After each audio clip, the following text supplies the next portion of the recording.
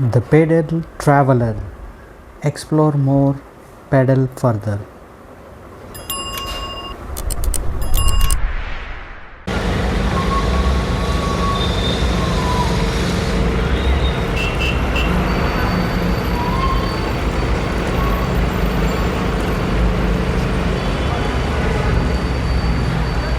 हे दोन बाईक आहेत ना त्याच्यामध्ये, तिकडून समोरून जाऊन या साईडने येऊन आणि मग इकडून अशी आणायचं. या सर्व डोंगरांच्या मधून आपण या साईडने आलो.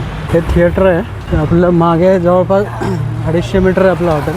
तिथून राईट घेऊन मग बॅक साईडला त्याची पार्किंग आहे. मजा करतो. तिथूनही आतून पुढे जवळपास 300 मीटर एंट्रन्स आहे. तो फोर्ट दिसतो आपल्याला. ट्राय करून बघू एंट्री देतात का.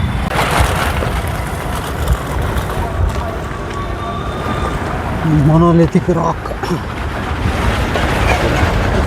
ट्रॅव्हलर्स तर टुरिस्ट लोक बरेच दिसतात, जात आहेत अजून आतमध्ये.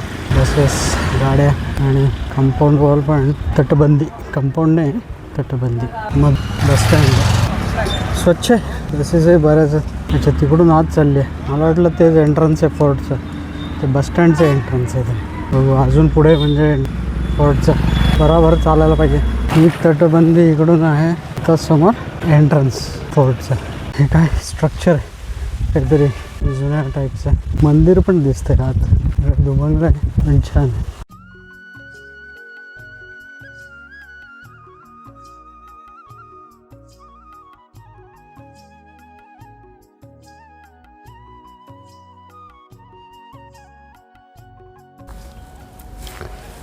नमस्कार मित्रांनो, आज आपण आलो आहोत मधुगिरी किल्ल्यावर. आशियातील सर्वात मोठ्या एकाश्म डोंगरावर वसलेला हा दुर्ग इतिहास, साहस आणि संस्कृती यांचा संगम आहे. मधुगिरी हे तुमकुर जिल्ह्यातील छोटे शहर आहे. बेंगळुरूपासून सुमारे 105 किलोमीटर अंतरावर. मधु म्हणजे मध व गिरी म्हणजे डोंगर. मधमाशांच्या पोळ्यांमुळे या ठिकाणाला हे नाव मिळाले. विजयनगर साम्राज्याच्या काळात बांधलेला हा किल्ला नंतर हैदर अली व टिपू सुलतान यांनी बळकट केला. 1791 ब्रिटिशांनी अँग्लो म्हैसूर युद्धात हा किल्ला जिंकला. प्रत्येक दरवाजा, प्रत्येक बुरुज त्या काळातील शौर्याची आठवण करून देतो. ग्रॅनाइट दगडांनी बांधलेला हा किल्ला 7 दरवाजे व भिंतींनी सजलेला आहे. मुख्य दरवाजा दिड्डी बागिलू 25 फूट उंच असून त्याला गेट ऑफ हेल असेही म्हणतात. या शिखरावर गोपालकृष्ण मंदिर आहे, जे होयसला शैलीतील कोरीव कामासाठी प्रसिद्ध आहे. किल्ल्यापर्यंतचा ट्रेक सुमारे 3.5 किलोमीटर असून 2 ते 3 तास लागतात. चढाई काही ठिकाणी कठीण असली तरी शिखरावरून दिसणारे दख्खन पठाराचे दृश्य मन मोहून टाकते. दरवाजे, बुरुज, पाण्याच्या टाक्या आणि गुप्त मार्ग पाहताना इतिहास जिवंत झाल्यासारखा वाटतो. मधुगिरीत जैन बासदी, श्री व्यंकटारमण स्वामी व श्री मल्लेश्वर स्वामी मंदिरे आहेत. दरवर्षी येथे कंबदहळ्ळी केरे उत्सव साजरा होतो.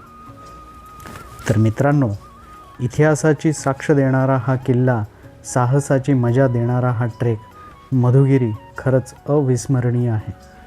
पुढच्या ब्लॉगमध्ये भेटूया. तोपर्यंत नमस्कार. आता माझ्या मागे मधुगिरी फोर्ट बघू शकता.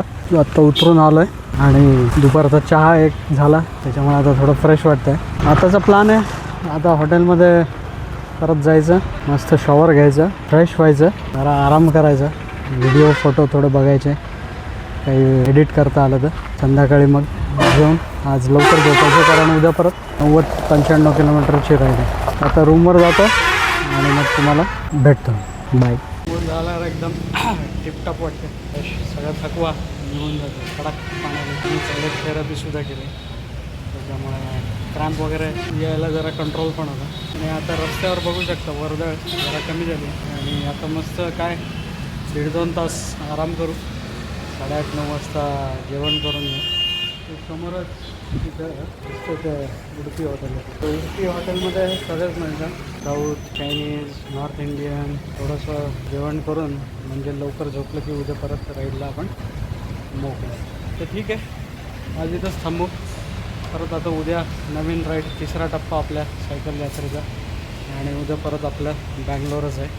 त्याच्यामुळे आता घराची पण आस लागली आहे, लवकरात लवकर पोचायचं आहे. चालेल.